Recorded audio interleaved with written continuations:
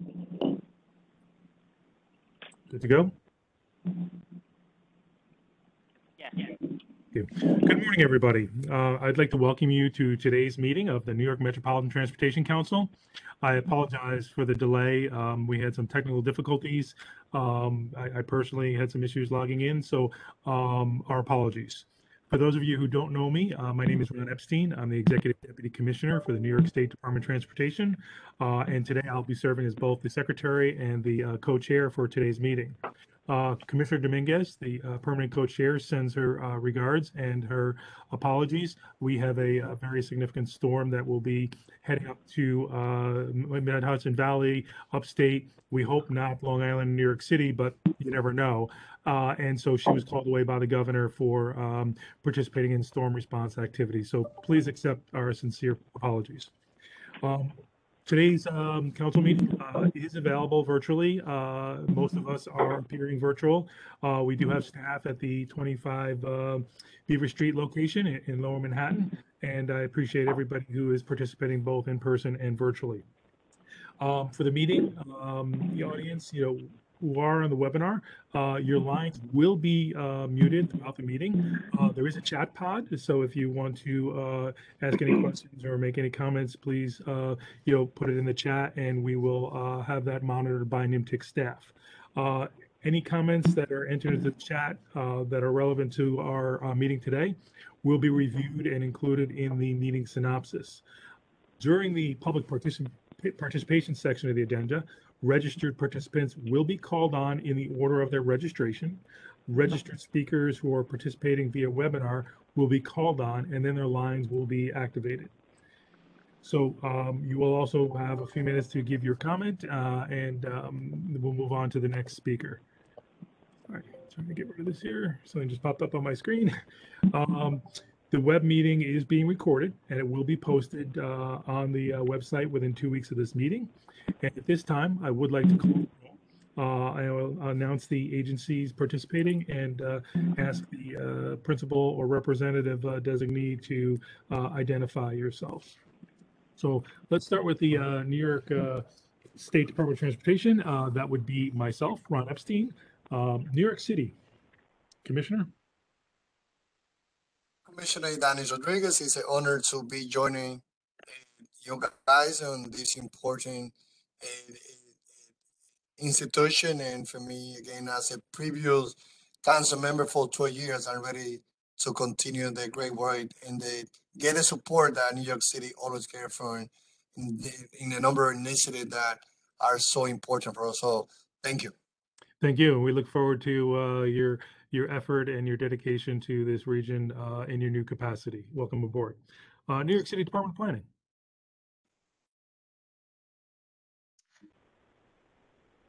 Dan Borodnik, good to see you all. Looking forward to working with you. Thanks, Dan. And would you like to say a few words coming into the region? Well, thank you. Thanks very much. I appreciate it. I will be brief. I am very, very honored in this group. I'm 3 weeks into my role as the director of the Department of City Planning, and of course, I'm very excited in that capacity to be the incoming co-chair of Nymtc. So we'll look forward to working with you. While I am a New York City representative, as you heard from my colleague and friend Therese Rodriguez, who I had the great pleasure of serving with in the New York City Council, I recognize that while New York City is the center region, we are not by any means alone in defining it. And it's a really important point to me that we are all relying on a regional ecosystem here of places to live and work and play. And we rely on our regional transportation systems that make our interconnected lives possible. Dan, the pandemic has reminded us how uniquely dependent we are. Did you lose me? Can you hear me? Yeah, we did. We can hear you now. No, can't hear me? Yes. Yes. Can hear me? Okay, great. The quirks of the system. I think that is probably technology telling me that I'm carrying on too long. So I will just say that I'm really happy to be part of this group. I think we have a very important role to play in connecting the dots between our distinct local planning contexts. I'm very happy that my first meeting also has another old friend of mine as the keynote speaker, Eddie Bautista, who I'm looking forward to hearing from today, and we'll look forward to partnering with all of you going forward. Thank you, Dan. We appreciate your service. Nassau County. Hi, good morning. Sean Sally, representing County Executive Bruce Blakeman. Good morning, Sean. County Executive, Suffolk.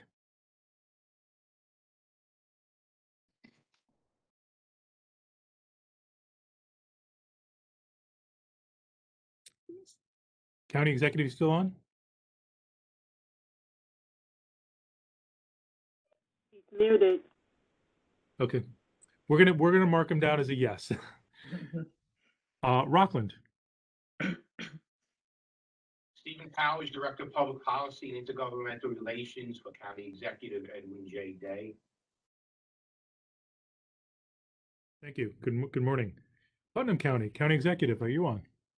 I am. Good morning. Good morning. How are you? Very good. Thank you. I just want to mention that I'm here with my team, our Commissioner of Planning, Sandra Fusco, and our Deputy County Executive, Tom Fury, and Deputy Commissioner of Highways and Facilities, John Tully. And if it's okay, I just want to say to everyone how much I appreciate being part of this organization. But I'd like to give a shout out to my Commissioner of Planning, Sandra Fusco, who will be leaving our organization at Putnam County. And I know that we appreciate all of her service, and I know that you folks at Nymtc as well, and she will be missed. She certainly will be. Naomi, Westchester. Naomi Klein, representing County Executive George Latimer. MTA. Good morning, Mike Schiffer, Senior VP, MTA Regional Planning, representing the MTA. Hey, Mike. Steve, FTA. Good morning, Steve Goodman. I'm the Regional Administrator for the FTA here in New York, serving New York and New Jersey. Thank Glad you. to be here. Good morning. Rick, Federal Highway Administration. Morning, Ron. Good to see you, and good morning to everyone. And I just mentioned that Steve and I had the pleasure of meeting Commissioner Rodriguez yesterday. It was very nice to meet him, and looking forward to working with him. New Jersey Transit. Good morning. This is Jack Dean, and I'm happy to represent New Jersey Transit President and CEO Kevin Corbett. Good morning, Jack. New Jersey Planning. North Jersey Transportation Planning Authority is president. That's Mary Amin, the executive director, and it's good to see everyone. And thanks for inviting us and making us always feel welcome across the river. Good to see everyone. Good to see you. Thank you. EPA.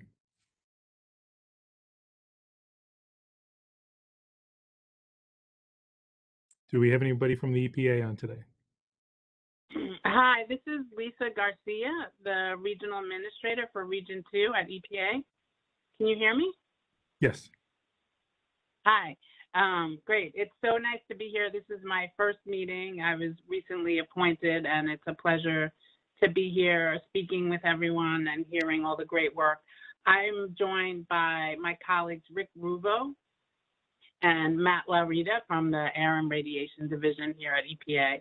And I want to say that it's wonderful that this is my first meeting. It's an honor to be able to be here with Eddie Bautista, who's going to be the keynote speaker, as he is the first person who hired me into this field of environmental work and environmental justice. So I've been following him ever since, and it's great to be here. Thank you, everyone. Thank you, Lisa. And by the way, just for the record, I'll add that I'm jealous because my background looks like I'm in the Witness Protection Program. You look in a much better place. Port Authority Port Authority of New York, New Jersey. Good morning. This is Jay Sheffield at the Port Authority of New York and New Jersey. Mary Kay Murphy, our Director of Planning and Regional Development, is on, and as soon as she gets promoted up to the panel, she'll be representing our Executive Director, Rick Cotton. Thank you.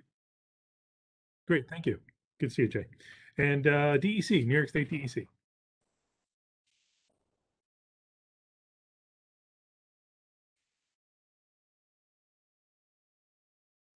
Anybody from DEC?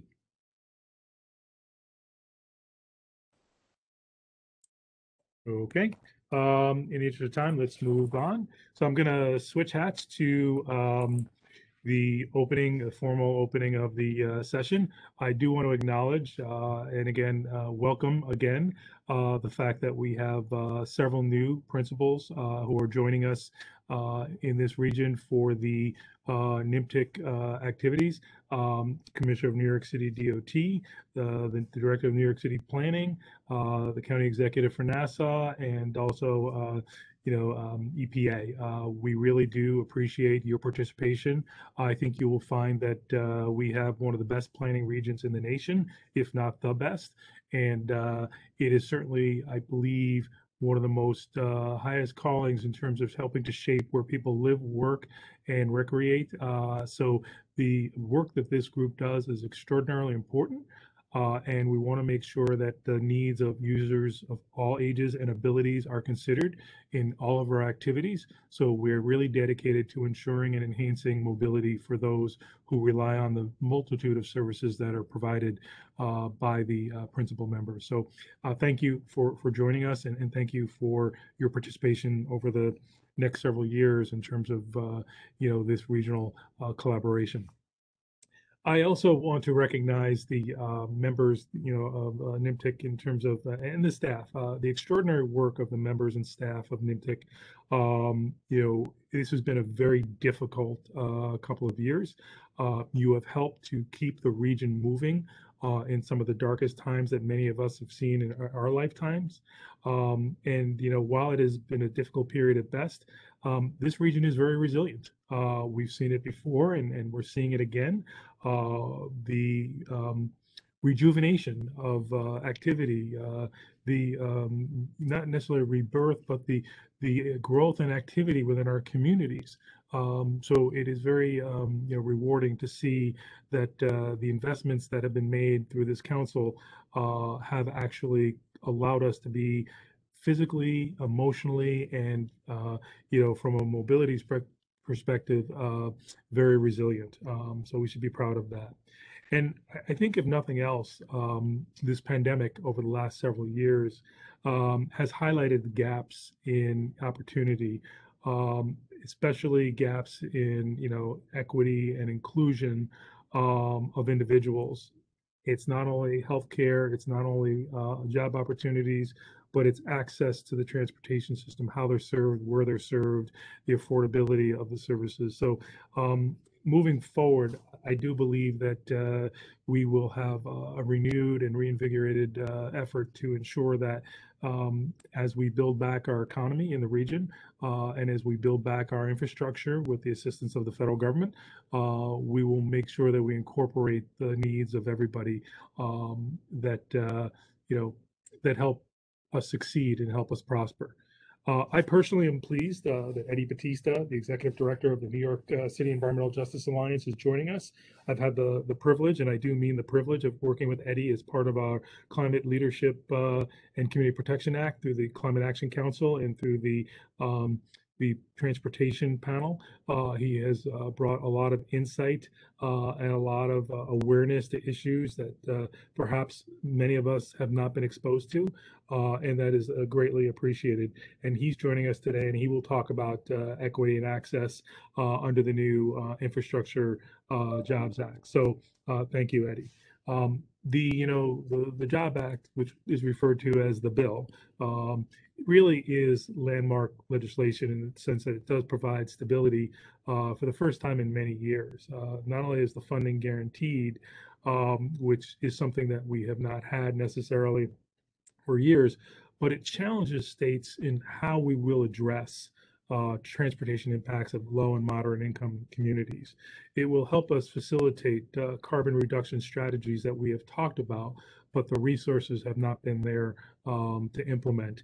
And it will help enhance, as I mentioned, resiliency many times, just the resiliency of the system. The emphasis on transportation and equity inclusion in the bipartisan infrastructure law does provide us that generational opportunity to consider how the region builds, where the region builds, and who benefits and who is disenfranchised from those actions. We have the ability to not repeat the mistakes that were, made in the 1950s and 60s. Through opportunities such as Reconnecting Communities, the pilot program, through the Transportation Access Pilot Program, the Truck Port Emission Program, Healthy Streets programs, we can really have an impact on people, and it will help us bring out innovation in the activities that we pursue through these new opportunities. I'm also very pleased that this new federal bipartisan infrastructure law, for the first time, really incorporates housing coordination in the planning process. The integration of housing, transportation, and economic development is invaluable in terms of implementation of our investments. And again, I would say that we're not resting on the federal process, the federal funding for implementing strategies to address the concerns that I've outlined. We're also, thanks to Governor Hochul and her leadership at the state level, proposing really a historic capital plan for the New York State Department of Transportation.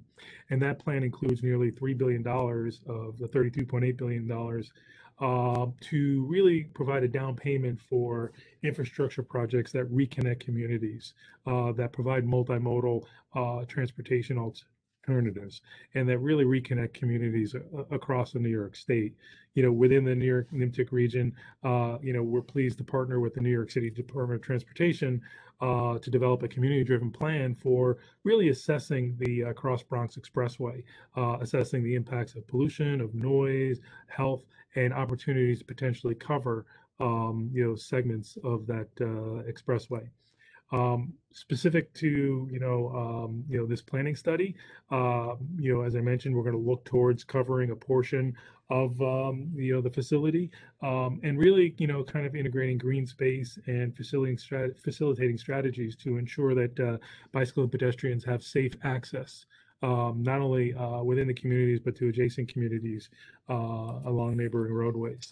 So what I'd like to do, and I'll cut my remarks somewhat short here, is make sure that as part of today's meeting theme, that we continue to reinforce in everything that we do as a council, as a region, that as we begin to plan and program resources, that we are really assessing the impacts of our decisions on individuals.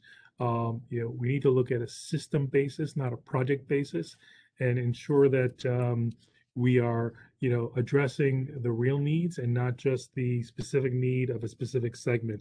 How what we do works together will really be how we are judged in the future. So with that, I would like to just stop there, and I would like to ask County Executive Bellone for some opening remarks.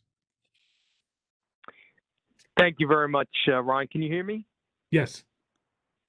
Okay, great. I want to thank you and the commissioner. Certainly thank all of my colleagues on the call.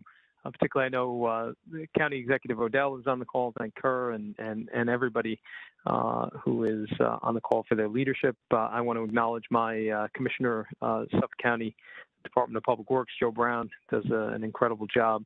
So good morning, everybody. It's a pleasure to join all of you virtually today. Hopefully we'll be back together soon. As we continue to navigate, ultimately move past the COVID-19 pandemic, we have to continue to focus our efforts on modernizing our transit system while also incorporating everything we've learned over the past 2 years.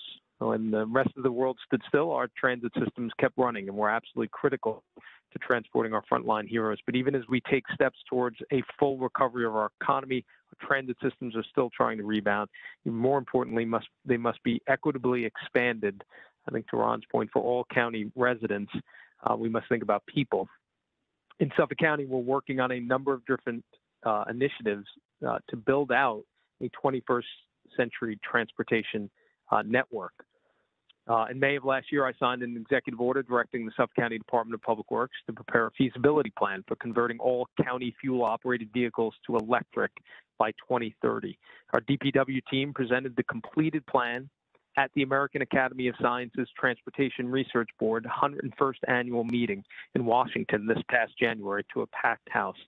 And we're currently finalizing the discovery phase of the electric vehicle plan, and we'll be moving into the short-term phase of the plan this year, where we'll begin to procure and install charging equipment, update infrastructure, and lease electric vehicles. We're partnering also with a number of counties through our shared services initiative, Nassau County, Westchester County, Albany County, as well as local Suffolk County municipalities to share information and combine purchasing power to save taxpayer dollars. Our Reimagined Transit initiative, which has been underway since late 2019, and I appreciate the support on that, is intended to rethink the entire network of Suffolk County transit bus routes to ensure that the county is making the best use of its resources and aligning its investments with community goals and priorities. We're currently preparing to release a draft network redesign plan of the system for public review and comment. The new draft incorporates feedback from our riders, key stakeholders, transportation advocates, and the legislature. And the new system will allow more people to get more places and to their jobs sooner and with more reliability. Again, a focus on individuals and people. Under the draft network redesign plan, the average county resident will be able to reach 48% more jobs and opportunities within 60 minutes via transit when compared to the current Suffolk County Transit Network. The system is expected to be finalized by mid-22 this year, with the intent to issue an RFP, select a vendor, and start service in 2023. The New York State Route 110 Bus Rapid Transit System project we've been working on has been in preliminary design since 2019. It's ready to progress now into final design. DPW has been working with New York State DOT on the various components of BRT, including traffic capacity analysis, traffic signal priority, queue jumps, improved bus stops and shelters, and real-time passenger information signage. The corridor would include approximately 6 miles of shoulder-running bus lanes and 19 stations and frequent service along New York State Route 110 from Amityville to Huntington. The intent is to progress into final design this year with a proposed 2-phase construction effort beginning in 2023 with service operation by 2025. My thanks to the New York State DOT, to the Commissioner, to the Governor. This certainly will be the first BRT system on Long Island. And then finally, it's critical that we ensure funding, in my view, to advance high-speed rail, including the North Atlantic Rail Initiative. As we consider today's discussion on transportation equity and the bipartisan infrastructure bill, we must be sure the conversation includes high-speed rail. The construction, engineering, and planning of these projects will include opportunities for apprenticeships that prioritize the training of people historically underrepresented in these fields. And it will also be an opportunity to direct a major portion of billions of dollars in funding towards minority-owned businesses. Areas with a high-speed rail network are associated with high-paying jobs, with fair wages, good benefits, and marketable skills. For those of you who are unfamiliar with North Atlantic Rail, it will be a first-of-its-kind high-speed rail system powered from renewable energy sources that will contribute to a zero-carbon mobility system for the New England downstate New York region. Bottom line, this will help create a greener and healthier Long Island and region. As we continue to navigate our new normal, innovation and thinking big is the only way we grow our economy and maximize the limited resources available that leverage the investment required to get the job done. Once completed, these projects, taken together, will connect points of business and interest, offering more residents in our county better economic opportunities. It's an exciting moment in history here in Suffolk County, and I'm optimistic for what the future brings. With that, I'll turn it back to Executive Deputy Commissioner Epstein. Thank you, Ron.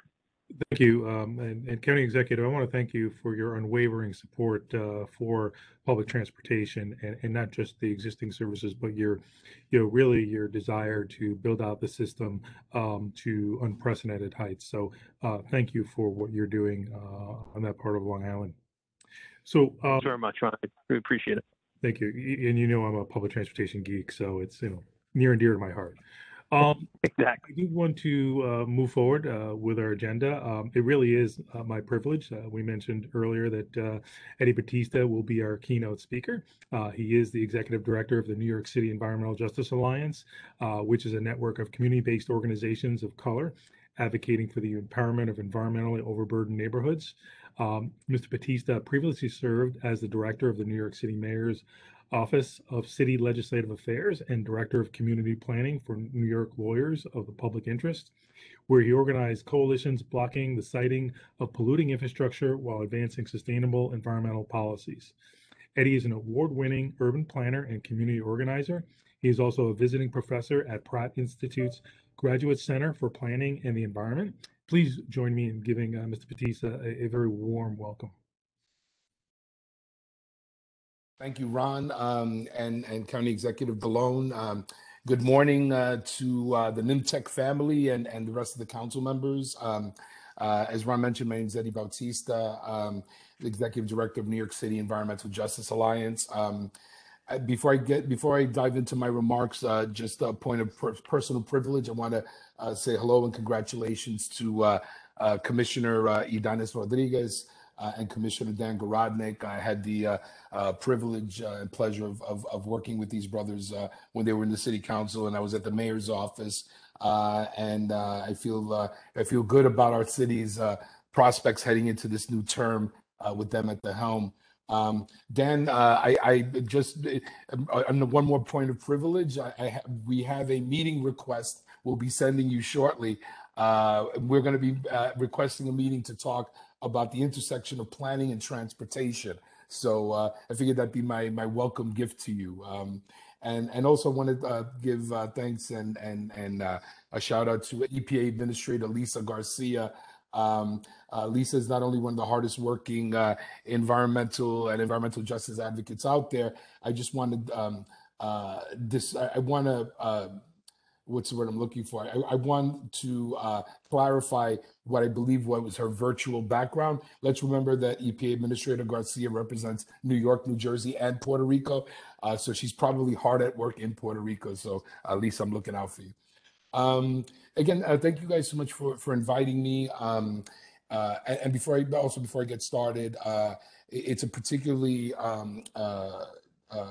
unnerving time at the global stage. I haven't seen the news this morning, but as many of you was watching it since last night, I saw last night how Russia began its invasion of Ukraine. So for those of you who have family or friends in that part of the world, sending love and prayers to you and your loved ones. Again, I'm really privileged to have been invited to speak today to you all, particularly because it's Black History Month, right? And when we talk about transportation and mobility, I think it's important always to remember the context. Everything from mobility and transportation has been central to Black liberation and the fight for dignity in this country, from the Underground Railroad to Plessy versus Ferguson, to the Great Migration, to the Montgomery bus boycott. You can trace the history of again, Black liberation and the fight for dignity, and how central mobility and transportation has been to that journey. But the impacts of transportation haven't always been favorable to Black and Brown communities. And I thought I should open by giving some contextual data points. For example, if we look at what greenhouse gas emissions look like for the state of New York, approximately 36% of New York State's greenhouse gas emissions are related to the transportation sector. In New York City, it's about 29% of the city's greenhouse gas emissions coming from the transportation sector. We know that heavy-duty diesel vehicles are responsible for approximately half of on-road tailpipe emissions in the city. So these are some of the disproportionate impacts, including the MTA, which operates, I believe, 28 bus depots across the 5 boroughs. 75% of these bus depots are located in communities of color. So just to give you a sense of just how some of the transportation impacts land disproportionately, I'd like to read a quote from a study from 2018. A study of the contribution of motor vehicles to particulate matter concentrations in New York City found that on-road mobile sources contribute to hundreds of preventable, particulate matter attributable, but preventable deaths, hospitalizations, and emergency department visits among residents of New York City, with disproportionate impacts in high poverty neighborhoods. To draw a bead on a very specific part of the city, New York City Environmental Justice Alliance, which is a network of 11 community-based organizations from the city's most environmentally overburdened communities. We have a number of our members come from the South Bronx, and there is a saying among environmental justice advocates in the South Bronx, which is that their communities are in the middle of what they call a triangle of death. They're surrounded by the Cross Bronx Expressway, the Bruckner Expressway, the Deegan Expressway.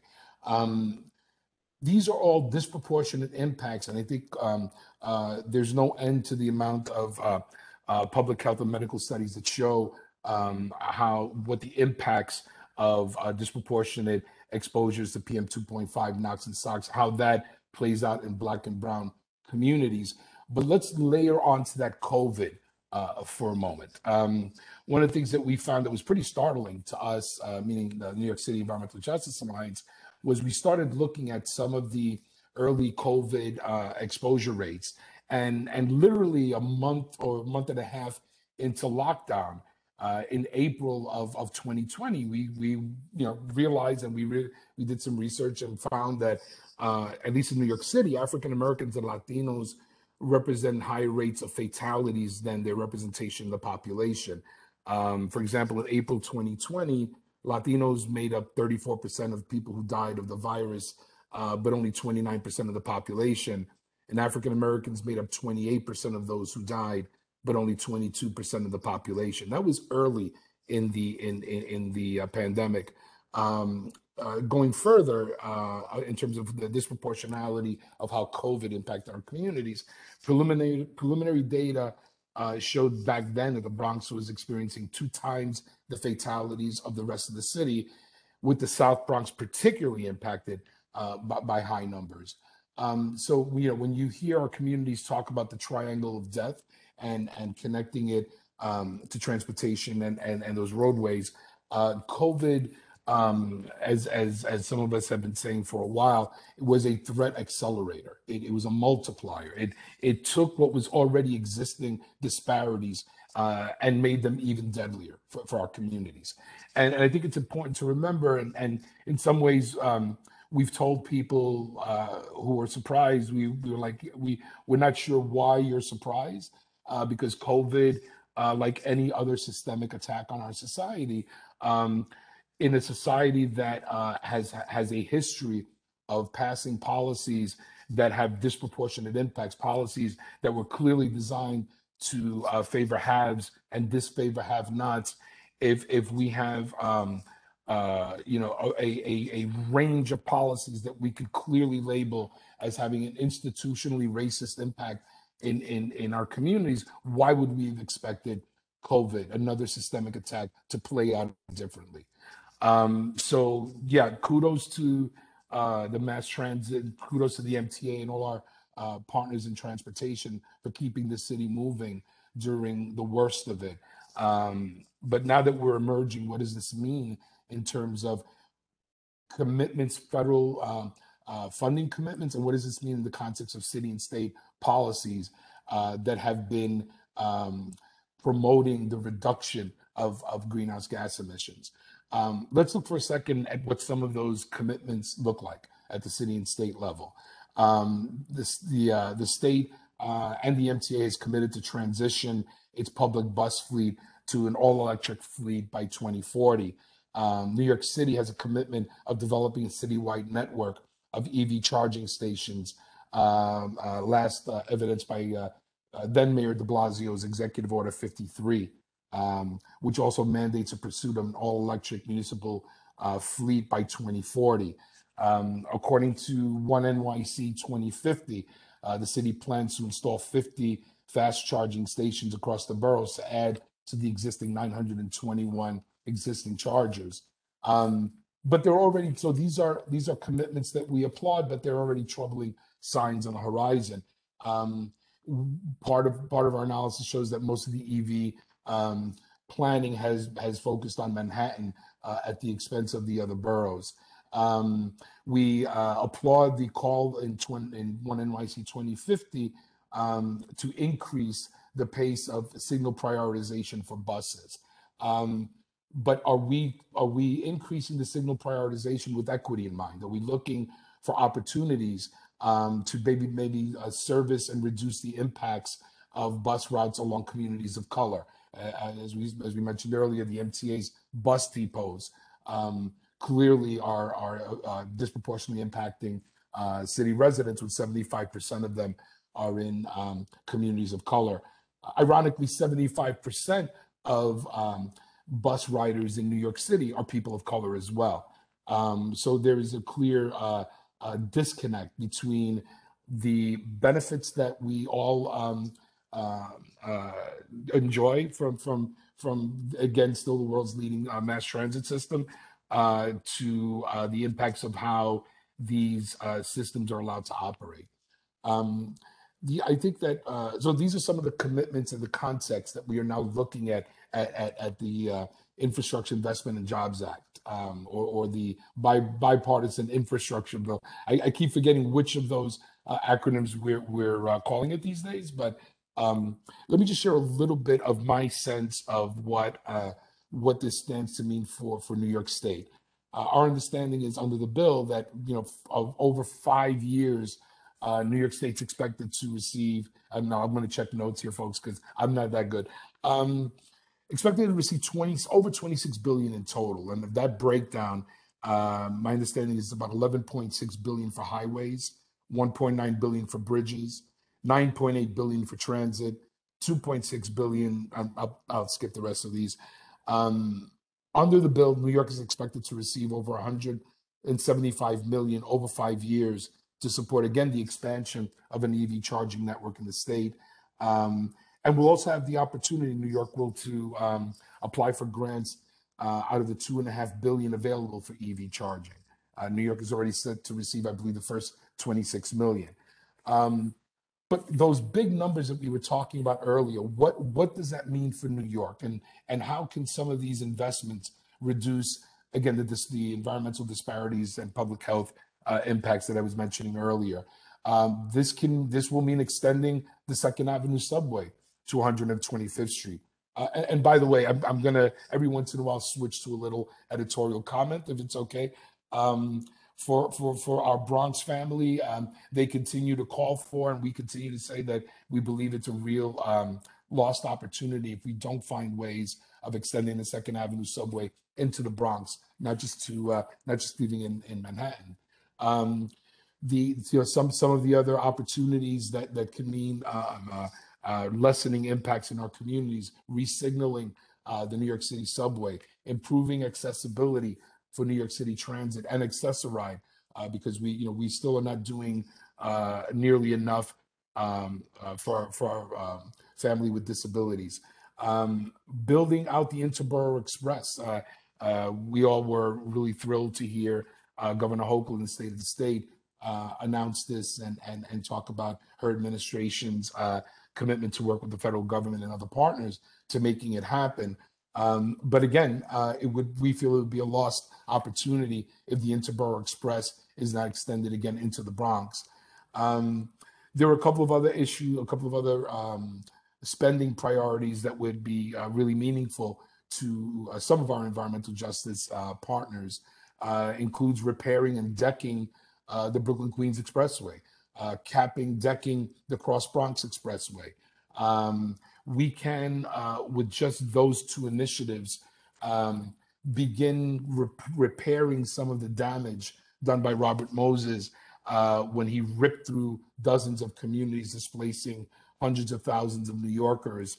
And what's left in that wake are congested roads, disproportionate public health impacts, and in a lot of cases, communities starved for additional open space and affordable housing. So we see a lot of opportunities and opportunities specifically for reducing inequities in our communities. But it's what's troubling to a lot of us about the bill is that it's still the biggest bill for highways that we've ever seen. You know, in putting this potential for road expansion and all of this emphasis on highway investment, remember what we were talking about earlier in terms of the disproportionate impacts that we have, and what can we do? What can Nymtc do, and what can others in our metropolitan planning organizations do to kind of lean into this moment and make the most of this unprecedented commitment of federal funding? What's important for you all to remember is that much of that highway money is flexible. You know, it can be used for projects that support public transportation, cycling, walking. You know, the other good thing about the bill is that it created more competitive grants, about $100 billion more than ever, so that different states can apply for different funding. So when we talk about the federal government providing states with more flexibility, you know, we could look at how highway federal funding can be used for public transit, operating capital expense needs, rail projects, complete streets. And there are some really great things that we spotted in the bill, such as $5 billion for safe streets projects and a lot of money for electrification, but more is needed. But I think what's important for us to remember is that, you know, given the fact that there is this flexibility that was built into the bill, I think that what's most important to us is that you know, our metropolitan planning organizations, our local and state governments must use that flexibility that you've been handed and not do business as usual. And finally, you know, we've talked a bit about some of the federal funding opportunities, both to expand and build on our mobility and transportation needs, but there are also opportunities to reduce the inequities of public health impacts for communities of color. There are opportunities, again, these are preventable deaths that we can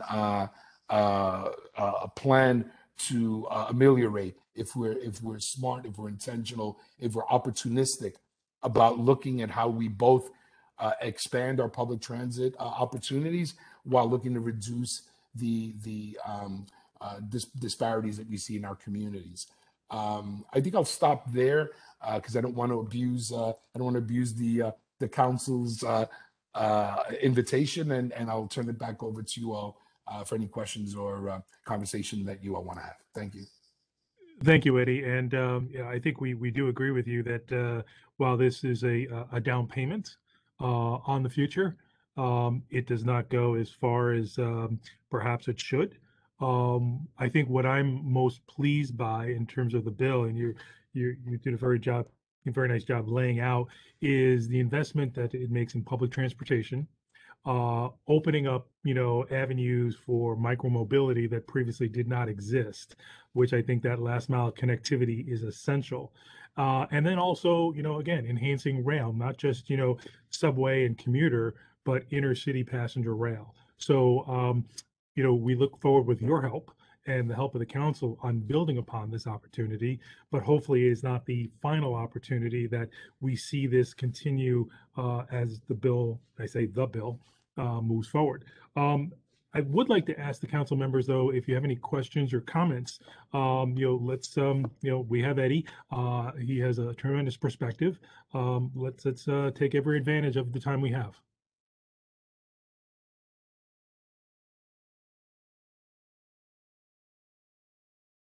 Well, I guess I'll start off. So you did mention, you know, again, it's a fact. There are certain communities have been more disadvantaged by where transportation has been kind of, you know, built up, and you know, whether it be ports or rail yards or bus, you know, depots.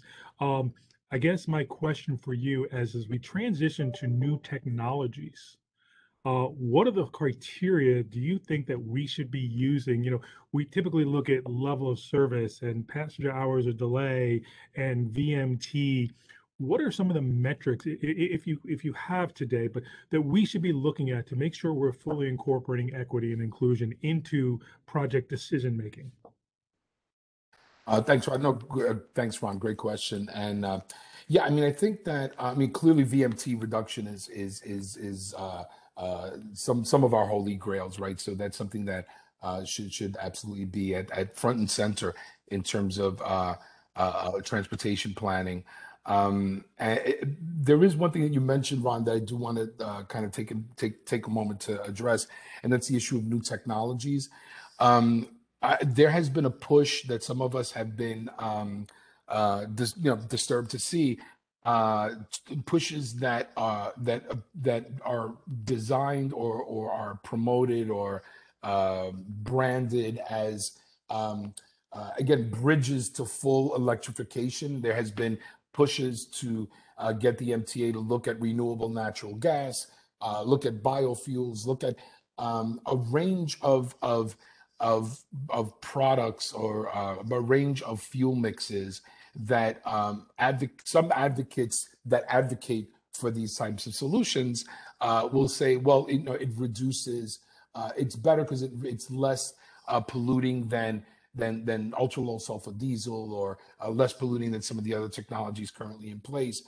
What a lot of us fear, though, is that thinking and those proposals will mean continued ongoing reliance on basically the fossil fuel pipeline infrastructure if you're going to be blending renewable natural gas, blending biofuels, all of that, intuits that natural gas and therefore reliance on natural gas pipeline infrastructure will continue.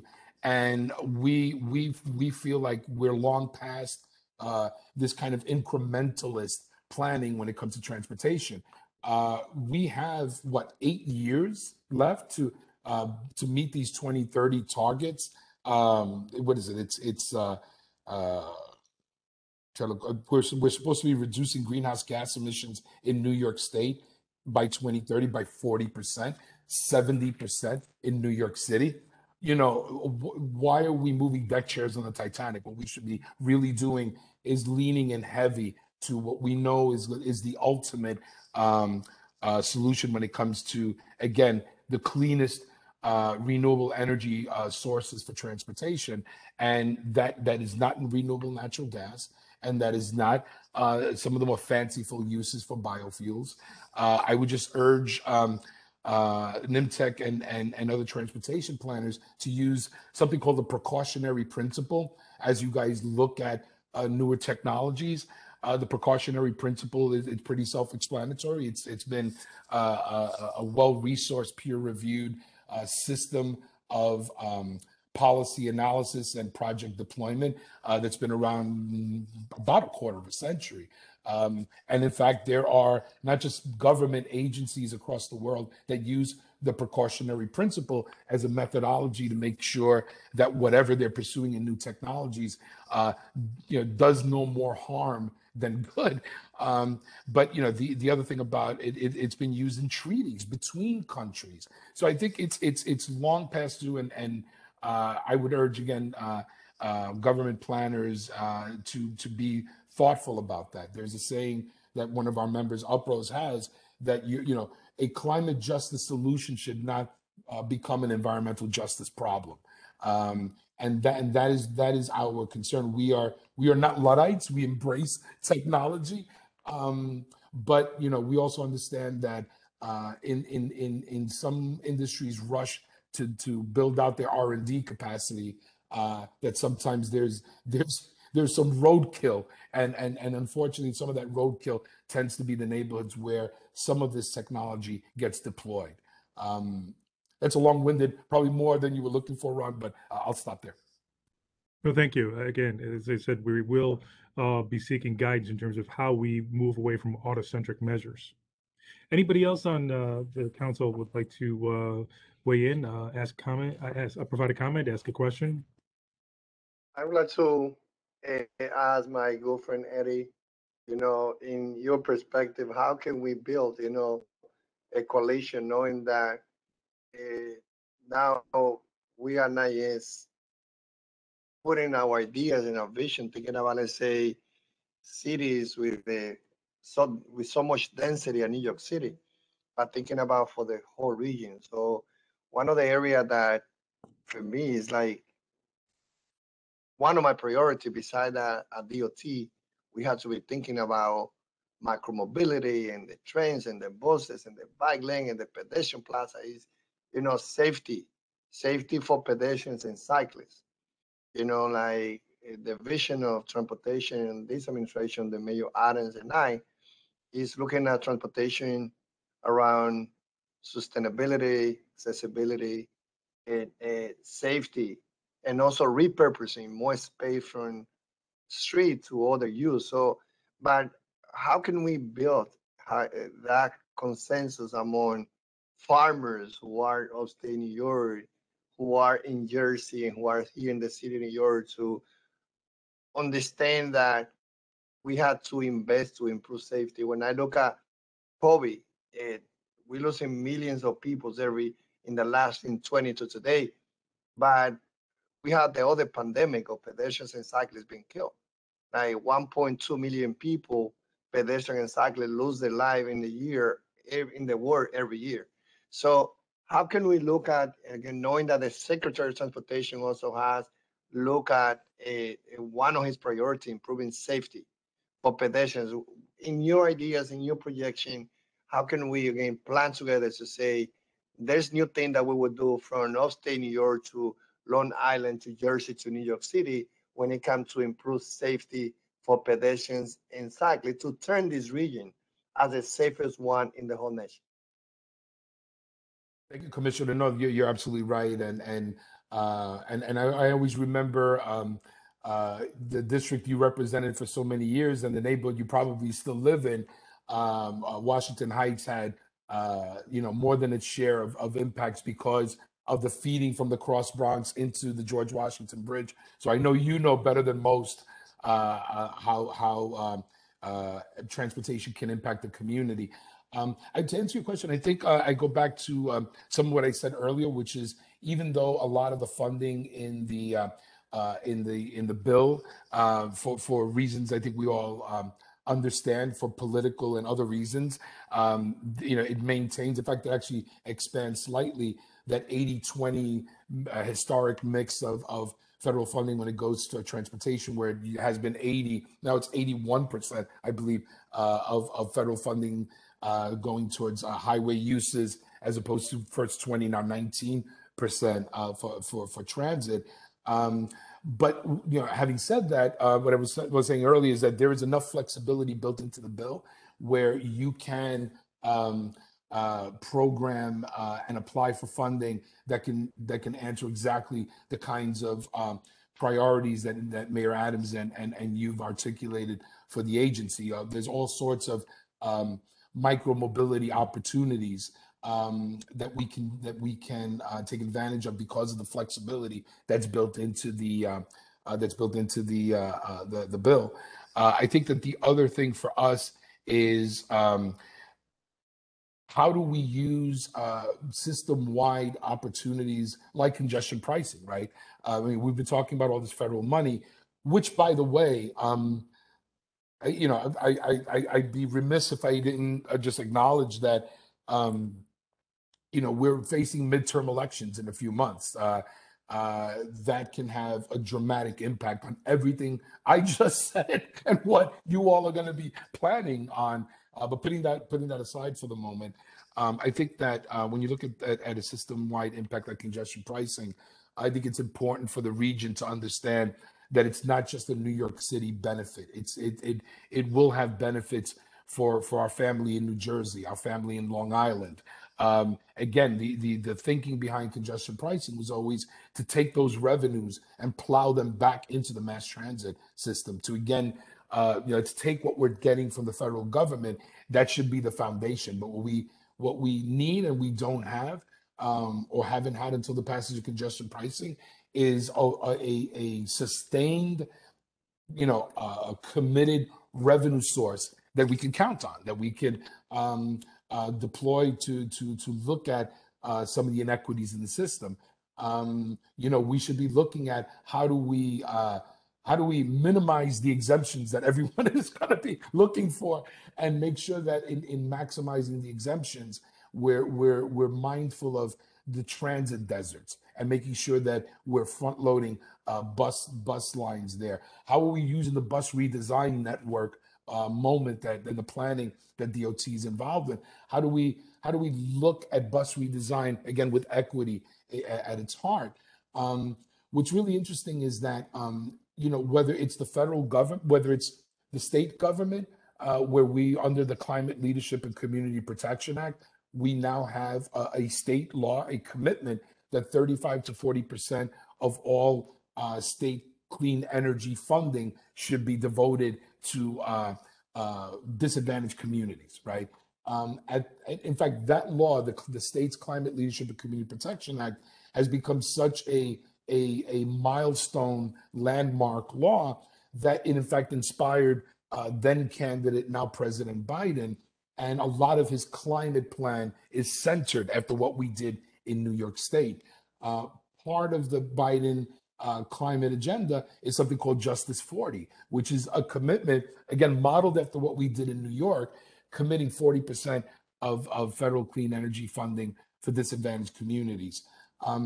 I will say that there is a troubling decision that the Biden administration recently made, where they're going to try to look at Justice 40 from a race-neutral perspective. I don't know how you do that if you're talking about disparities. But the good news is it doesn't affect, or should not affect, how we apply that here in New York State. So how do we use the existing funding or the existing commitment of federal funding? How do we maximize maximize the opportunities presented by its flexibility? How do we couple that with ongoing planning that's going on that may or may not be centering equity? And let's understand that as we're doing it, we are not only complying with state and federal law, but we're positioning ourselves to be in good standing to be able to draw down even more of those of that funding. So I don't know if I can, because I'm still New York City Environmental Justice Alliance, Commissioner Rodriguez. I haven't quite figured out how to talk to the farmers upstate, but I'm working on it. So I'll let you know. So Eddie, it's Ron again. So I was born in Queens, raised on Long Island. And so I have different perspectives on equity in transportation based on my experiences. As a region, from the southern tip of Long Island, the eastern tip of Long Island, all the way up through mid-Hudson, what would you recommend, what strategies can this council work through to identify a concept of equity, a framework of equity, to move forward, given the diverse geographic, geopolitical, nature of the region? Great question, Ron. We're from Brooklyn. We never hold our Queens and Long Island family at a distance. We're all on the same island, right? Like, I just want to make sure, County Executive Bellone, right? We're all on the same island. I just want to make sure that we're. And again, no, we're a city of islands, except for the Bronx, and the Bronx is our connection to the rest of the country. So that's the geographic sleight of hand. One of the reasons I was trying to tell Commissioner Rodriguez that I need to work on my upstate skills is because, as a lifelong New York City boy, anything north of the Bronx is upstate to me. So I have to work on my orientation. But in terms of the question you're asking, Ron, we're actually there are two actual planning efforts that are going on that should be helpful in how state agencies, city agencies, local, just all of our transportation and planning organizations can look to as a tool that will help your planning and budgeting and your project deployment efforts under, again, the Climate Leadership and Community Protection Act. There was something set up called the Climate Justice Working Group, and that Climate Justice Working Group was charged with identifying a methodology for how you identify disadvantaged communities. That was a process that went on most of last year, and literally the proposal for how disadvantaged communities can be identified in New York State should be put out for public comment, I'm being told, within 2 or 3 weeks. That'll be, and of course, that tool will go through public comment, and it'll take a few months before it's finalized. But there will be a New York State sanctioned methodology for how you identify disadvantaged communities, and that's going to be what and how all state agencies are going to be held accountable. Like, you're going to be, whether you state DOTs, if state DOT is looking at how it does its funding, budgeting, and project deployment, they will be able to look at where they're deploying this. They're going to be able to see how it matches up with the disadvantaged community methodology that the state will adopt, and state DOT will be held accountable to that. Like, if they don't reach their 35 or 40%, they're going to have to answer to Governor Hochul, right? So yeah, I think that not only is there going to be a toolbox that's coming that will be of use to all state agencies in New York, but it's a tool that if y'all don't use it, there's going to be accountability for not using it and not complying with it, right? So yeah, let me stop there. I hope that was at least somewhat responsive. No, thank you. And please, any other council members want to weigh in at this point? Hi, it's Mike Schiffer, MTA. I just wanted to thank Mr. Bautista for those comments. They really resonated, and just wanted to point out that, as you know, equity is a key aspect of the service that we provide, certainly, and it's central to our planning activities. Most notably, as you mentioned, the bus network redesign is key. We're going through that borough by borough, Bronx this summer, followed probably by Queens, and we're looking forward to the conversations that facilitates to really better connect folks to the places where they need to be and make it more reliable and faster. And also our partnership with Commissioner Rodriguez and his team as well, in terms of facilitating bus lanes and getting the buses to move through the neighborhoods. That's so important. And the other thing I just wanted to highlight, and thank you for bringing up the electrification of the buses, because I think that's certainly one of the cornerstones to reducing emissions clearly, and improving that, because we want to improve that aspect of it. And also just wanted to thank you for the shout out on Interborough Express. We and the governor are all very excited about the fact that it really leverages a lightly used freight corridor through the center of Queens and Brooklyn, and connects so many people, so many things, fills so many critical gaps in the infrastructure. The one thing that I did want to highlight, though, was that Penn access through the Bronx is really key, and that's moving. That's ahead of the Interborough, and we're all very excited about that with the 4 new stations in the eastern part of the Bronx. That's actually one of the challenges to bringing the Interborough into the Bronx, because I know a number of people have brought up that concern. We're very aware of that. We looked at it. We didn't want to lock out the Bronx. We want to connect as much as possible. The key is, of course, the capacity on the Hellgate line, Amtrak's Hellgate line through the Bronx with the new service. And then this Interborough Express service we're expecting to have very high frequency. So we need to make sure that there's enough space to be able to accommodate that. So we're looking forward to it. The first step is getting it going, and then we'll look at how we can better connect things together. But I just wanted to say thank you so much for your comments. They really resonated. Thank you, Mike. Anybody else? Yeah, hi, this is Naomi Klein from Westchester County. I'm representing County Executive Latimer. He apologizes that he couldn't join you all today. He wants to welcome all the new members to the council and looks forward to working with everyone. And I also want to echo some of the comments that were made before, and thank you, Mr. Bautista, for touching on so many critical issues that we need to seriously consider as we plan transit systems. We here in Westchester, we're also undertaking a bus redesign, and so many of the issues you brought up are just as relevant in suburban communities as they are in cities. We know that the majority of our bus riders are minorities and low-income people, and they don't have access to cars. So we really need to, and we owe it to them to really take into account all these issues as we improve transit service. Any other council members? Hey, Once? hey, Ron, if I could. Please.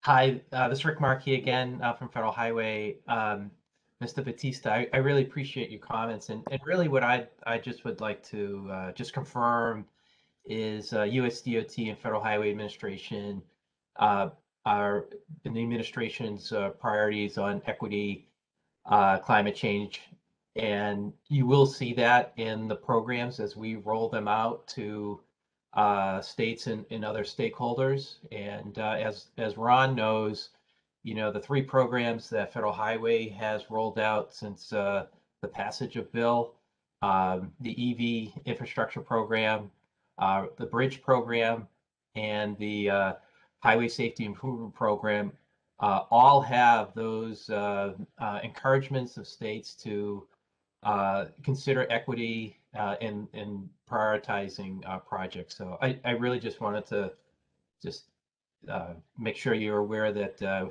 we are aware of it, and that just confirm that you will see that in, and I think as the, you know, as bill is implemented over the next few years, we will be figuring out how that applies to the New York metro area. And if I could also just say to Commissioner Rodriguez, you know, these are some of the comments that we talked about yesterday as well. So thank you very much.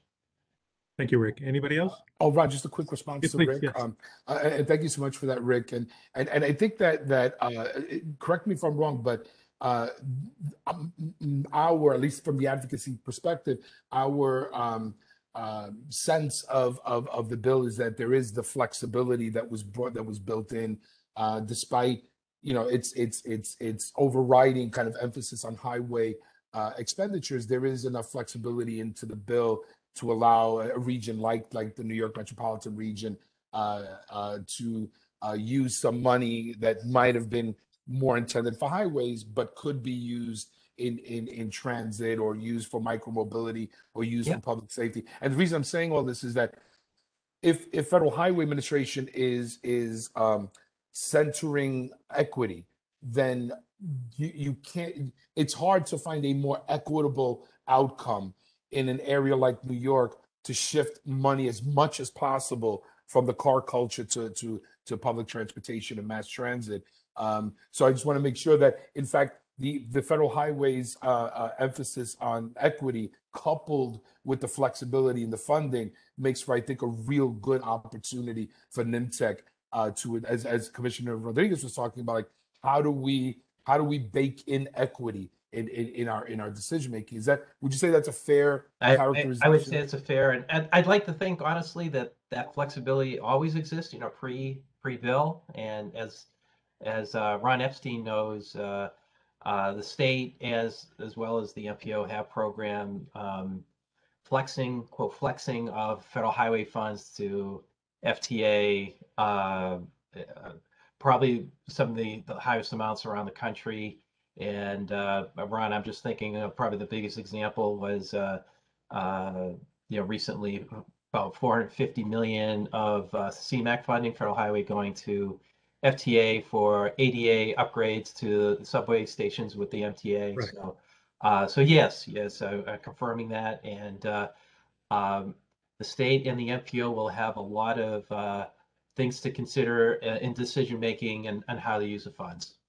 Yeah, and to confirm it, and not to speak for Rick or for Steve, but the region is certainly the largest region in terms of flexing money for public transportation purposes.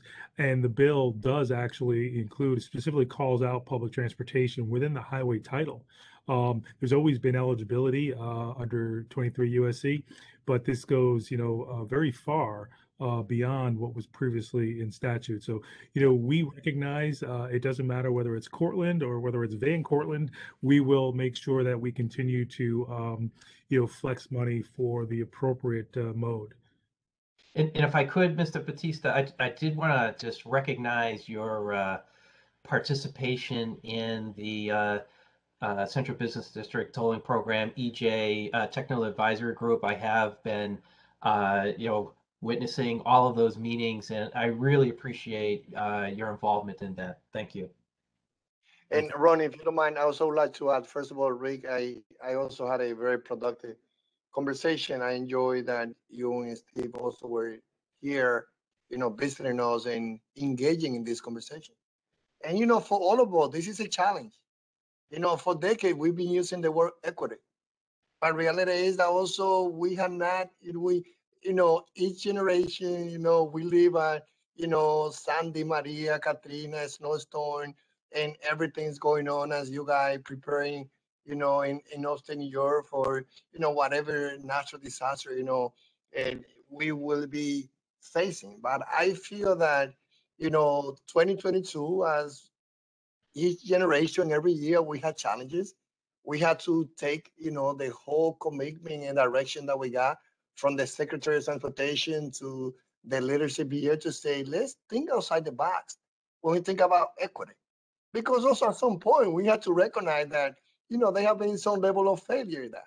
Like it's not only about, let's say, here in New York City, it's about how most of the resources just went to particular area. I mean, the reason why we had challenges in the South Bronx and other working class communities is because we have not invested for decades in those communities. And I think that, and this is not only about, ethnic groups, it's about social class. It's about how can we think now outside the box and say, what are the challenges in a working class community that should be connected to all the motor transportation? It's not that people want to have cars. Different communities have different challenges. If you live in some place in Staten Island, in Queens, or some place in upstate New York, and there's no a good bus lane, and there's no other infrastructure investment, and they are dealing with transportation deserts, they had to have a car because that's the only mode of transportation. So how can we, now that we have so much opportunity in this infrastructure fund, think outside the box and think think about those communities that can also be connected, as Ron said, to the last mile. And I feel that, for me, as a new kid on the block, when it comes to now from the management field, as I did it from the legislator and the grassroots organizer perspective, I want to be part of something that we can say, let's give the look region-wide, from Jersey to upstate to Long Island to New York City, and think about equity as something that we have all been witness of this. Because we had challenges, not because that happened yesterday, but this is what we have inherited. And I think that this is where especially, the younger children, those who are high school, who are organizing around climate changes, now they go in and knocking on the door and say, that, what are you doing? How can we hope, to take more cars outside the streets? And so I think to think aside, on micromobility, thinking about how to connect it to the last mile, what project can we think outside, in my case, it has to be aside from the Midtown Manhattan. It has to be beside the Long Island City. It has to be beside, the downtown Brooklyn. And as I have that approach for the city of New York, it's the same vision that I have for the whole region, regardless. If that's a community that is composed mainly by farmers, if it's a community that is composed by cyclists or by car owners, I think that, I feel that we had a great chance, and that I hope that working together we will address. Thank you. Ron? Go ahead, Eddie. Oh, I'm sorry, and thanks so much for that, Commissioner Rodriguez. And I do want to mention, I do want to just touch for a second on last mile, because I heard the commissioner mention, and you also, Ron. In fact, this is the reason why I'd like to request the meeting. Not me, but our coalition would love to meet with Commissioner Garodnick, because part of what we've been researching and analyzing has been this explosion of last mile delivery facilities for e-commerce in New York City. And again, as luck would have it, there is now a clustering effect of these last mile distribution facilities in EJ communities. They are taking advantage of what is a loophole in the zoning resolution that has a categorization called warehouses, where warehouses would be allowed as of right in manufacturing zones. And of course, these last mile distribution facilities are being classified as warehouses.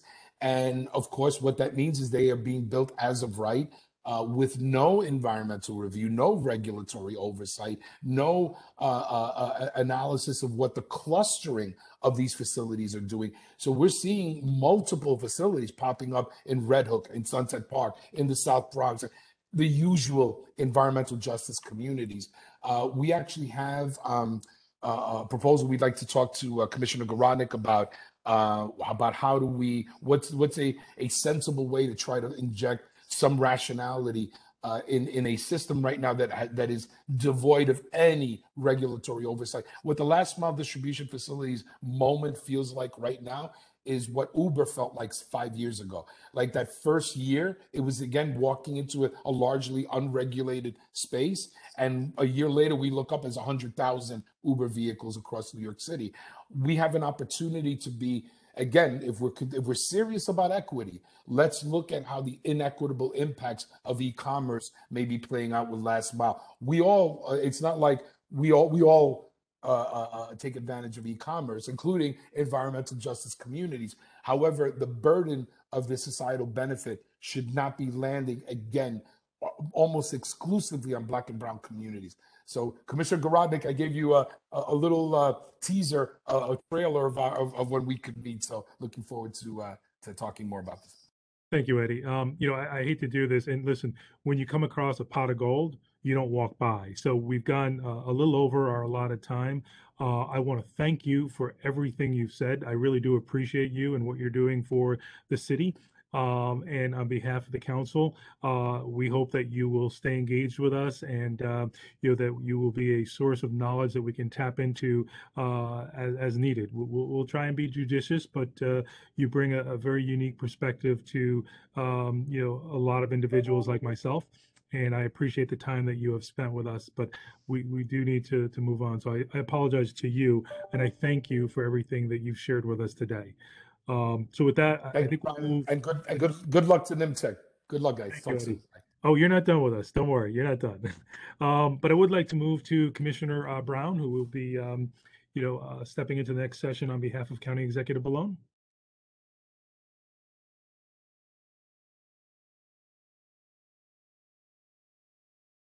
I don't know if we lost. No, I'm here, Ron. I hope you can hear me. Yes.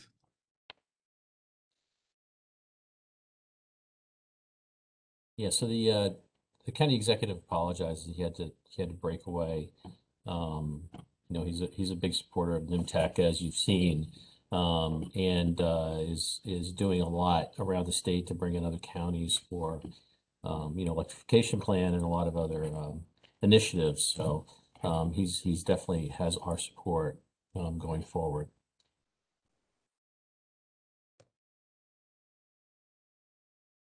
Thank you. So I guess we'll go into the public participation portion of the meeting.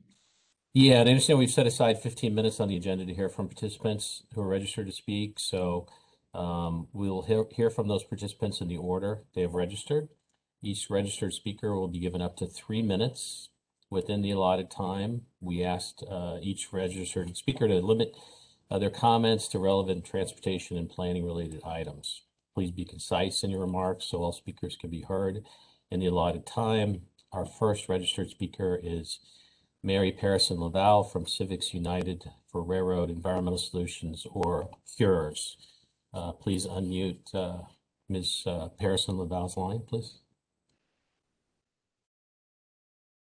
Hi, that speaker will now be Mary Arnold. She's speaking on behalf of Mary Parison. So please unmute Mary Arnold Fidel. Thanks. Okay, can you hear me? Yes.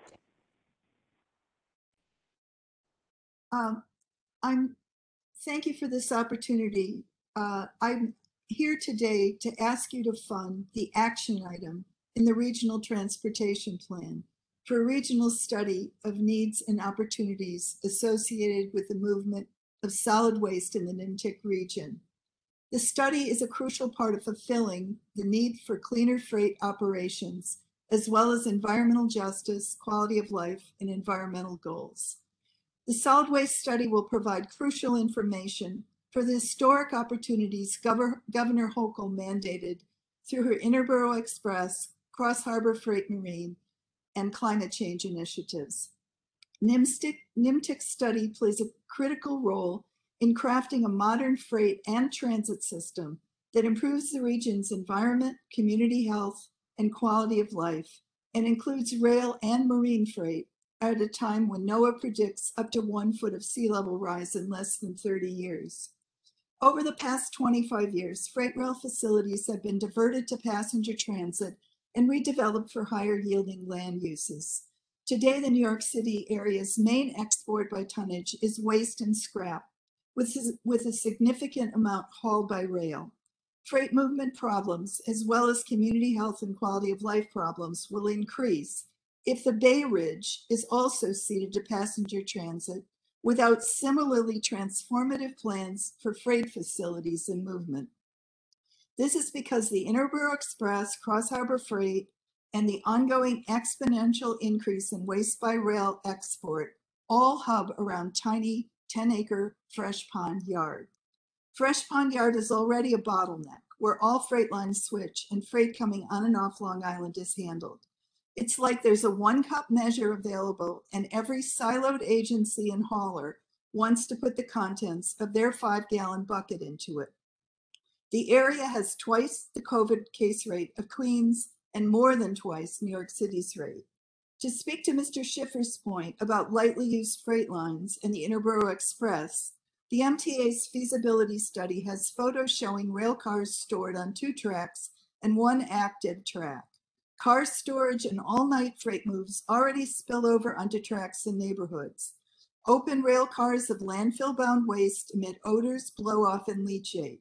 1970s freight locomotives spew toxic diesel exhaust, even though the Long Island Railroad has received $25 million to retool them to Tier 4 switchers. Piecemeal expansion plans for freight rail have not come with commensurate mitigation of increased pollution, noise, much less systemic modernization of freight system facilities and operations. To speak to Mr. Bautista's point, environmental justice communities inside and outside New York City are still being targeted disproportionately for waste processing and export, now by rail, while too little is being done to keep waste from being exported to landfills. Please make the solid waste action item a priority and fund it. Thank you very much for this opportunity. Thank you. We will now move on to our next registered speaker, Murray Bowden, representing Concerned Grandparents. I'll put my picture up there.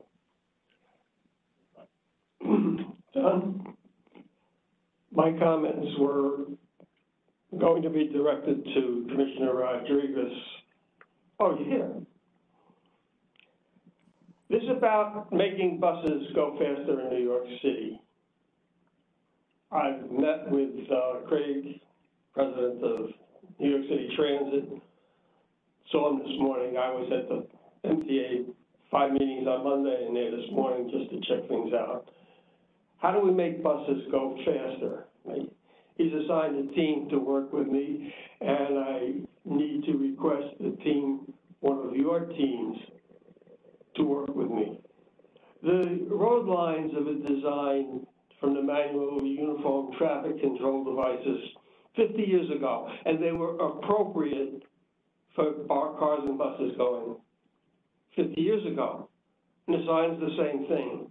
They haven't been updated.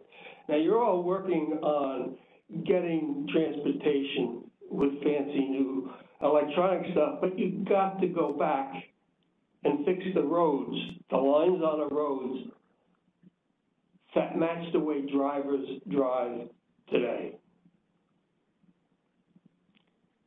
The signs were designed 50 years ago. The arrows point in the wrong direction. They point down. You never know which lane they are. Because Jessica Bridge has arrows pointing up. and they give you an idea where you're going.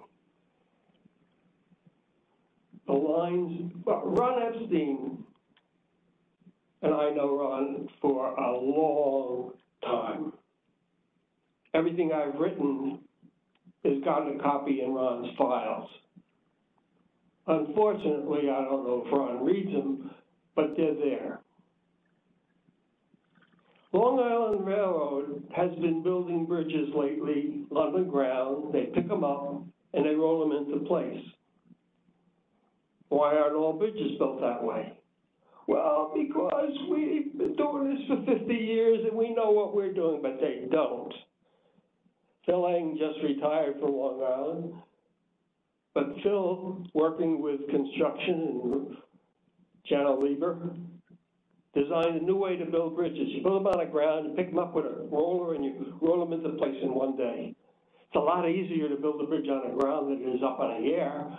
Yet, over the Henry, I'm being treated for dementia, and I can't always find the right words. On the Parkway in Hastings, they built a bridge right up in the air, and they disrupted everything. There was a New York State DOT lot mile down the road. They could have built a bridge on the ground, rolled it up there, put it in one day. They made a bridge that goes twice as far as the Parkway. It could have put a support in the middle and reduced the steel. The one thing that we need to talk about basically is global warming. Like it or not, it's here. All of the automobile manufacturers are not going to electric because they want to. Because they know if they don't, the internal combustion engine is gone. Volvo will not make an internal combustion engine in another 5 years. Pay attention. Fossil fuels are out. And there's going to be a variety of distribution. New York City needs electric because you can't put pipes in there, in the ground. But Westchester, they're upgrading the pipe system. The Con Edison is fixing all the leaks in the pipe because they can double the pressure in the pipes, but they can't put new pipes in the ground. So you need a variety of ways to deliver energy. New York City, you deliver energy electrically because you can do it. Westchester, you use gas and propane. The world is changing, people. My generation can't give up. We think we've been doing it for 50 years, with the same way it's going to work for the next 50 years. Ain't going to happen. My grandchildren, they do business on a cell phone. They don't use computers even. So how do we get my generation out of here and let the younger kids come in? They do it entirely differently than we do. We got to give them a chance. And Jonas, I met you once at a meeting about in the Bronx. The guy who designed New York City, I can't get his name up. He designed, time's gone up. My friend over here is keeping track of me. I can't keep track of all the stuff. I have people helping me. I have people all over helping me because I'm not that smart to do this. It's your job to get a team to meet with me, and then you make the decisions. I only start the process. Thank you all. Thank you, Mr. Bowden. Andrea, do we have any other registered speakers? Yes, we do. We have Timothy Courage. Can you please unmute his line? Oh, can everybody hear me? Yes, thank you. All right, cool. Good afternoon, everybody. My name is Tim. I'm a special education teacher here in Suffolk County and an organizer with the Suffolk County Democratic Socialists of America. I wanted to make some points with respect to County Executive Bellone's record on transit and environmentalism here. In January, I read that one of Mr. Bellone's deputies left his post to join Tom Suozzi's gubernatorial campaign. And Mr. Bellone wrote a copy of Sun Tzu's The Art of War for him and inscribed this into it. You are a fighter in a business that is all about winning. For us, winning has always been a means to an end, unquote. Perhaps this is anecdotal, but I believe it raises questions about what exactly public service means for the Suffolk County Executive. Is it about actually serving people, or is it about winning and power, as he claimed to his deputy? And for what end? This is a Transportation Council meeting. In September 2020, Mr. Bellone proposed to cut funding for 19 Suffolk transit bus routes and to end paratransit for thousands of disabled Suffolk residents. Is this how Suffolk County cares for its most vulnerable citizens during a global pandemic? Mr. Bellone pushed hard for pandemic relief funds that eventually mitigated these issues, but that makes me wonder why he hasn't pushed state officials to pass major environmental legislation like the Build Public Renewables Act or the LIPA Commission bill, considering New York's awful record on climate crisis. To Mr. Bautista's point about the CLCPA, the Build Public Renewables Act is the exact bill that can help us meet the CLCPA's energy standards. Public power is New York's best chance for a future free from fossil fuels. The time to push for that was yesterday, but pushing for it today will still benefit future generations, and I encourage Mr. Bellone to do so. What I do see Mr. Bellone doing is speaking at events for wind power sponsored by Danish-owned companies like Ørsted, as if capitalism will help save us when it's the exact system that brought the climate crisis to fruition.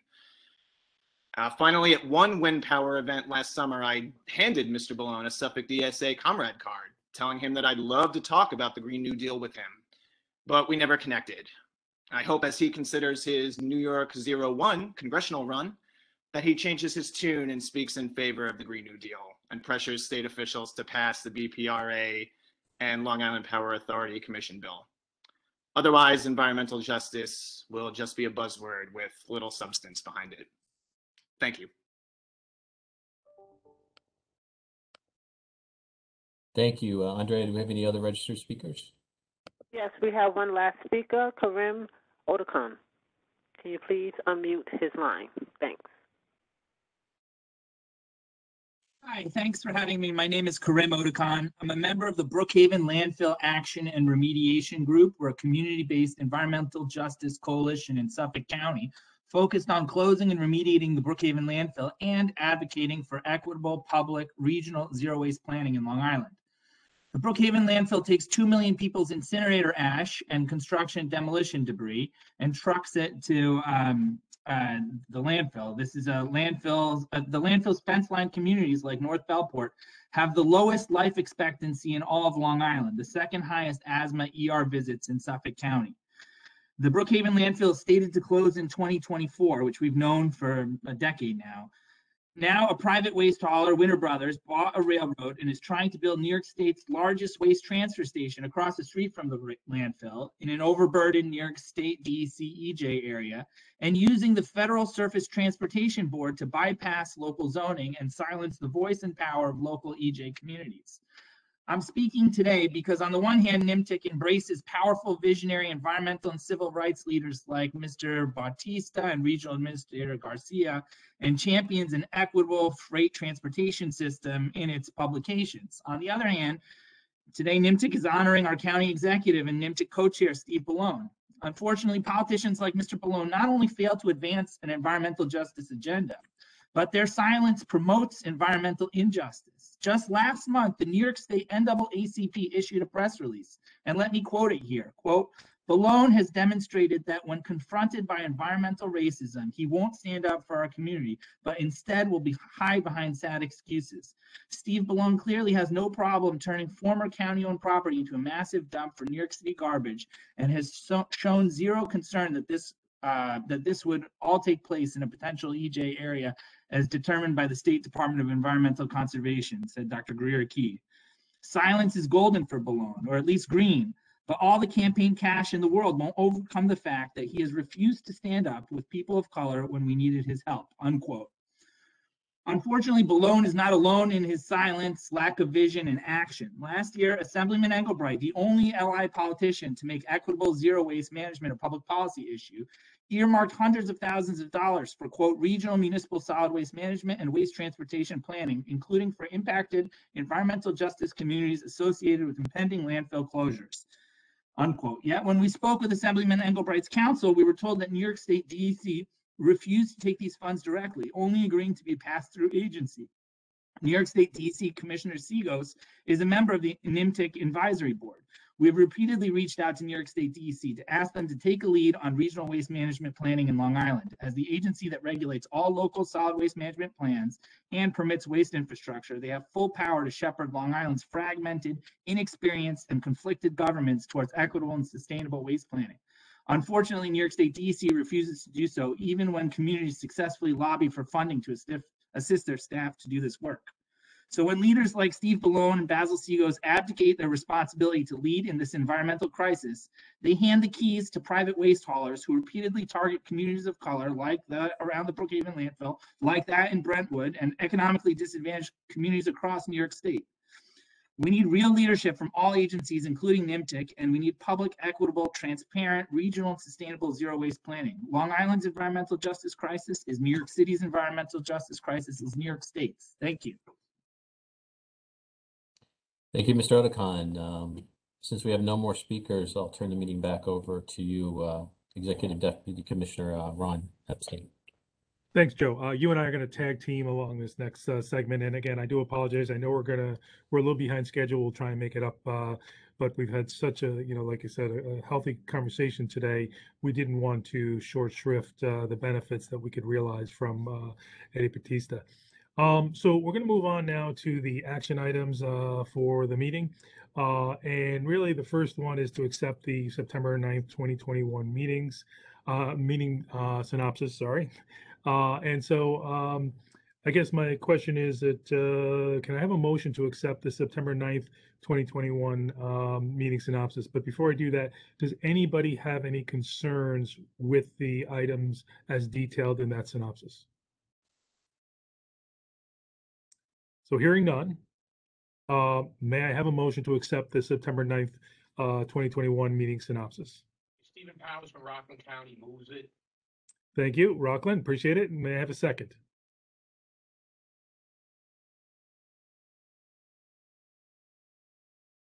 May I have a second? Mike Schiffer, MTA, second. Thank you, Mike. Thank you, MTA. Hearing none, I guess I will ask any all in favor? Aye. Any opposed? Aye. So we'll accept the motion to adopt the meeting synopsis. Thank you, Joe. You now bring the second action item. Next action item is to adopt resolution 2022-1, council adoption of state fiscal year 2022 to 2023 unified planning work program. So I'll ask Mike Chiumi of Nymtc staff to provide an overview of the program. Michael will be giving his presentation from the meeting location.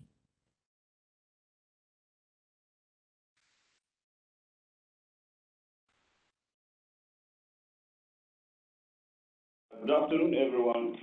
Again, my name is Michael Chiume, and I'm presenting an overview of the 2022-2023 UPWP. Next slide, please.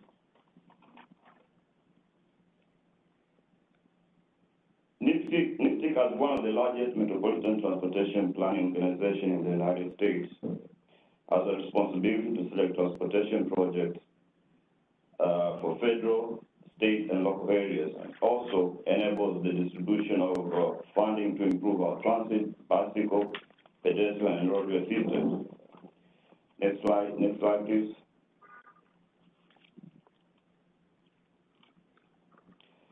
Nymtc's planning area consists of Long Island, New York City, and the Lower Hudson Valley counties of Westchester, Rockland, and Putnam County. Next slide, please.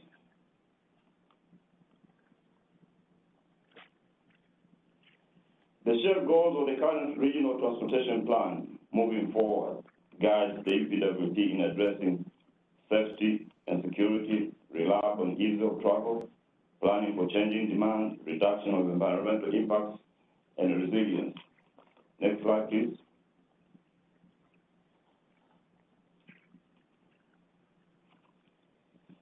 The Unified Plan Working Program, UPWP, is Nymtc's annual budget. It describes how Nymtc will use federal transportation planning funds in its planning area and also funds the core and discretionary programs. Next slide, please.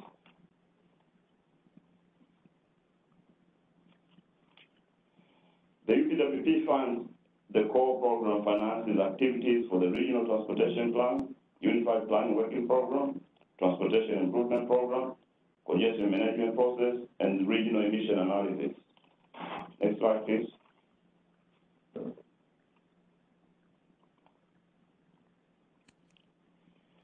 This year, UPWP will fund more than 50 discussional activities with several shared topics. We've included on this slide some projects by shared topics as examples. These topics include equity and freight, as you see on the slide. Next slide, please.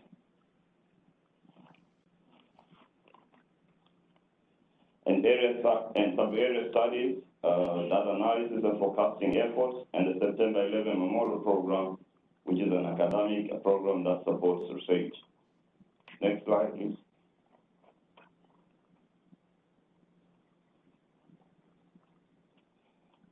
The total UPWP funding to Nymtc is approximately $57 million, which includes new and previous year funds.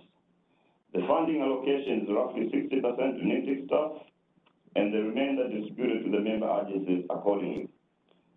As mentioned before, the funding includes both core and discretionary programs. Next slide, please.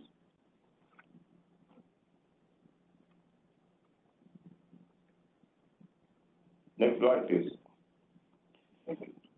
Yeah, up here, I've come to the end of my brief presentation, and Nymtc staff requests the Council to adopt the resolution number 2022-1. Thank you very much. Michael, thank you for making that presentation. Do we have a motion to adopt the resolution? So moved, Naomi Klein, Westchester County. Thanks, Naomi. Do we have a second?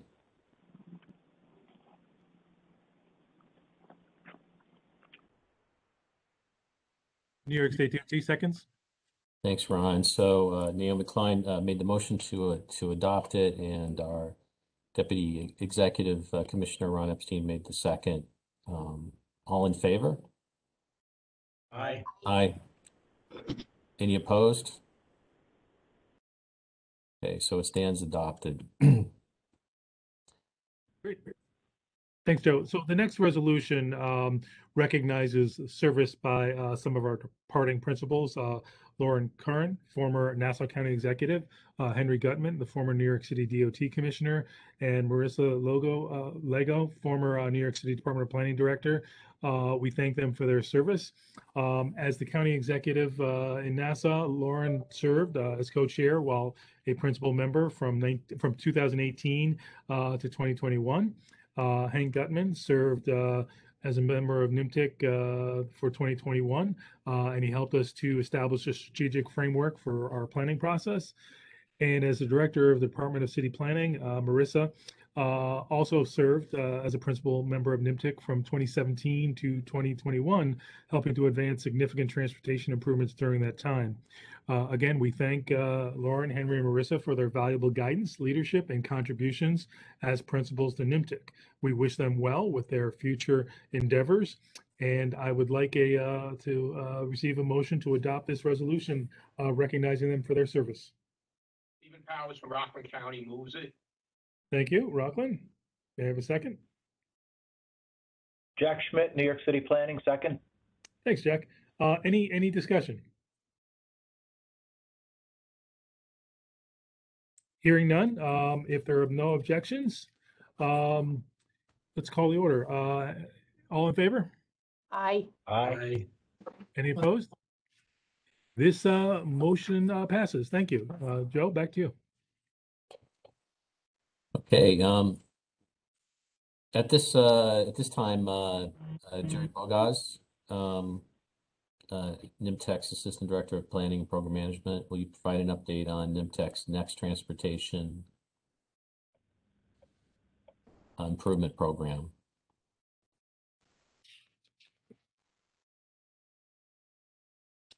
Development of the next Transportation Improvement Program, or TIP, which is a multimodal program of transportation improvements that establishes eligibility for federal funding for individual projects.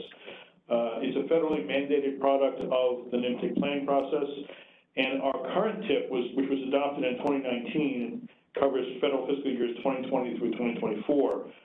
Beginning in the fall of 2021, Nymtc's members and staff have been developing Nymtc's next TIP, which will cover fiscal years 23 through 27. As you can imagine, developing a TIP is a complex undertaking in that the program must be fiscally constrained with anticipated funding levels. It must be consistent with Nymtc's new regional transportation plan, and it must conform with multiple source emissions milestones laid out in New York State's implementation plan for air quality. The TIP must also undergo public review and comment. So looking forward to the coming year, we hope to hold public meetings of Nymtc's 3 transportation coordinating committees over the summer so they can formally recommend project lists for each of their geographic areas. And if all goes well, the council will reconvene in early September to adopt the new TIP in time for the start of the next federal fiscal year on October 1st. That is the milestones coming up this year. Thank you for your attention. Thank you, Jerry. I'd like to move on to the next resolution. This one is in recognition of service by our co-chair, Suffolk County Executive Bellone. The resolution expresses Nymtc's appreciation to the county executive for his service and his guidance as the council's co-chair for the 2021 program year. During his service as co-chair, he served with distinction and provided valuable guidance to the council. I want to thank County Executive Bellone and look forward to his continuing work with the council moving forward. May I have a motion to adopt this resolution? So move, Naomi Klein, Westchester. Thank you, Westchester. May I have a second? Second, Jack Schmidt, New York City Planning. Thanks, Jack. New York City. Any objections or any comments? Hearing none, the motion passes. Moving on to our next agenda item. Our final action is to confirm our incoming co-chair. Per the memo of understanding for the council, the co-chair is rotated on an annual basis among the 3 Nymtc Transportation Coordinating Committees. Last year, the chair was selected from the Nassau-Suffolk TCC. This year, the chair has been selected from the New York City TCC. So with that, I want to welcome New York City Department of Planning Director Dan Gurnick, who has been voted to co-chair the program for the new year. Dan, do you want to say a few words? Unfortunately, Dan had to leave, but he's eager to work with all of the members and looking forward to his time as Nymtc co-chair. Thank you. And so we have as an action item here, since he's not here with us, he gets the work for the outcoming of this meeting. So we'll give him all the assignments. In closing, the next meeting of the council is tentatively scheduled for September 8th, 2022. The details of the meeting will be made available in advance, no later than 2 weeks prior to the meeting date. I want to thank everybody for their patience. I know we went very long today, but again, I personally do believe that it was a very, very helpful and informative conversation. I hope you're all well and you continue to remain safe and well. And with that, I would like to make a motion to adjourn this meeting. May I have a motion? So move, Naomi Klein, Westchester. Thank you, Naomi. Come on, don't be bashful. This is to close the meeting. Second? I'll second it on behalf of Steve Bellone, Joe Brown. Thank you. I'm assuming there's no objection to bringing this meeting to an end. So hearing none, the meeting is adjourned. Thank you. Stay safe and well.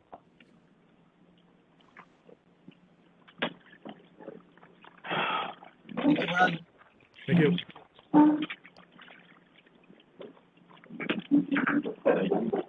Hi.